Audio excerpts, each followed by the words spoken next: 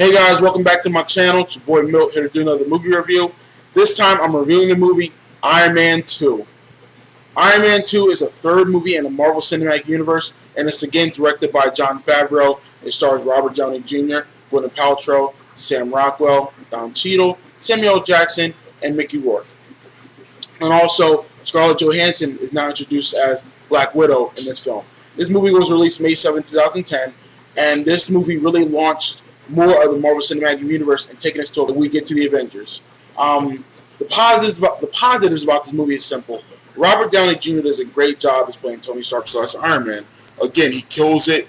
He owns the role. We get to see more of Tony's personality. We get to see him at his high and then at his low. You know, he's in this film. Spoiler alert: Tony is suffering from, palladium poisoning in the chest from that arc reactor in his chest that keeps him alive.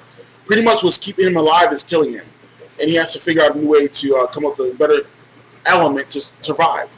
You get to see him just, see it himself, and looking at the mirror the whole time throughout this film, knowing that he's going to die. And it was cool to see that because, we're so used to seeing superheroes in these movies not have to battle when it comes to, inner struggle sometimes. And with them actually have to deal with, the idea of their mortality. We never get to see that. It was cool to see that in this film. I thought Jon Favreau did a great job at telling Tony Stark's story when it comes to that, particular thing in his life. I thought Gwyneth Paltrow again did a great job as Pepper Potts. We get introduced to the new Rhodes, which is played by Don Cheadle. Terrence Howard was, not brought back because of some contract dispute. So Don Cheadle fills in that role of Rhodey. I thought he did a great job of Rhodey. He's now my Rhodey in this cinematic universe. It'd be nice to see where Terrence Howard would have taken the character if he would have stayed. But it is what it is. Characters leave all the time. Actors get replaced. It is what it is. But yeah, he did a good job playing Rhodey. I thought, we'll get to Sam Rockwell later. I like Mickey Rourke as Whiplash. Whiplash was pretty cool. That Russian accent was kind of ridiculous, but I'll forgive it because I actually enjoyed, that character. I understood his motivations. I understood that he's pissed about his father and his family being betrayed by the Starks, and pretty much, how that storyline goes. Ivan Vanko's father, used to work with Howard Stark, Tony's father, with the arc reactor. Pretty much, Tony's father gets, worried, and he finds out that Ivan Vanko is selling secrets to the, to the Soviets. Has him deported back to, to Russia. And pretty much, Ivan's, out for revenge because his father became a drunk. His father became a disgraced scientist, and his father used to beat on Ivan, which is the reason why Ivan's angry and who he is, what he is. He had a rough childhood, pretty much how life is now. It was cool to see that motivation, why he's doing what he's doing. And I thought Ivan made a good point about, if people see that God bleeds, they will not believe in him.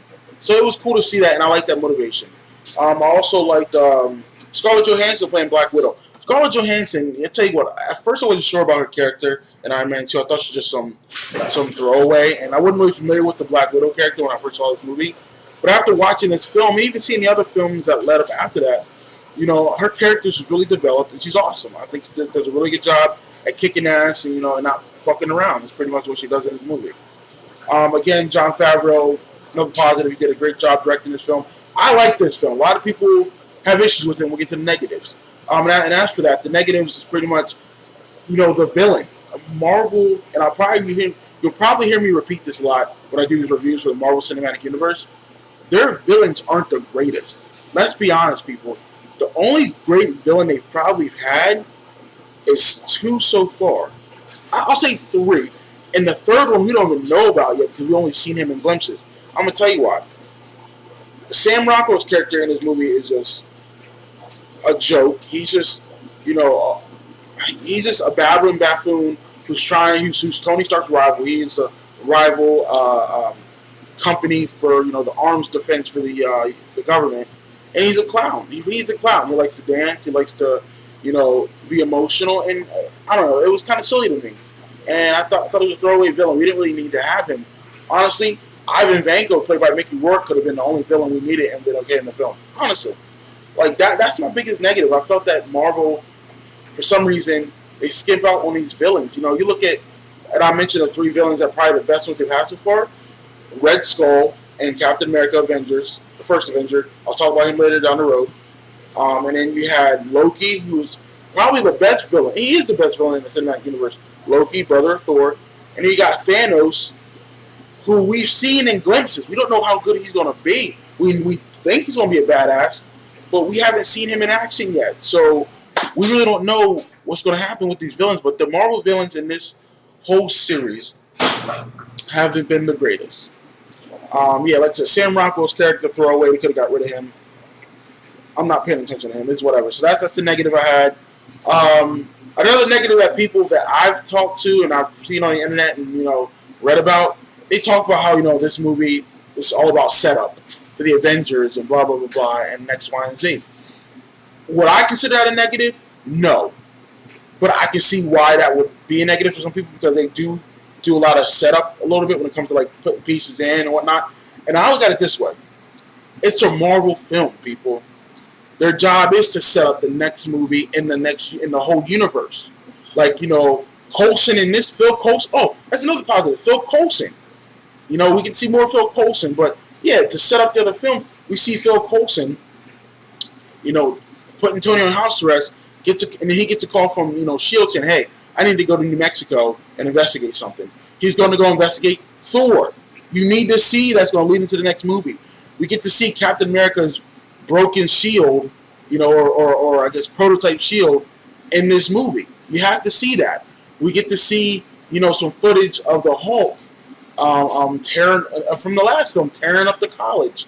Like, you have to see this stuff, man. And I think it's important because Tony Stark is the linchpin when it comes to the Avengers. You need to have that in this film. And I was okay with it. A lot of people weren't okay with it, and I can understand both sides.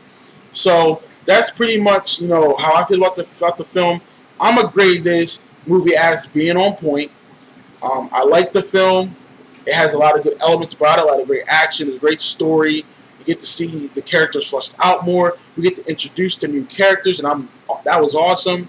But it had its issues with, the villain, some of the setup stuff that could have been done a little bit better. But it is what it is. So yeah, this is on point for me. So there you have it, folks. My review of Iron Man 2.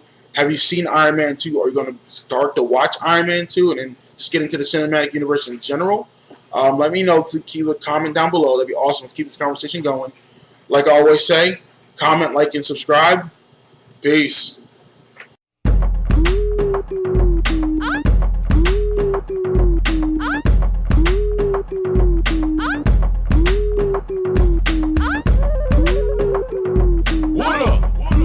Shawty, what it is? What up? Hey, shawty, what it is? What up? Hey, shawty, what it is? Little buddy, what you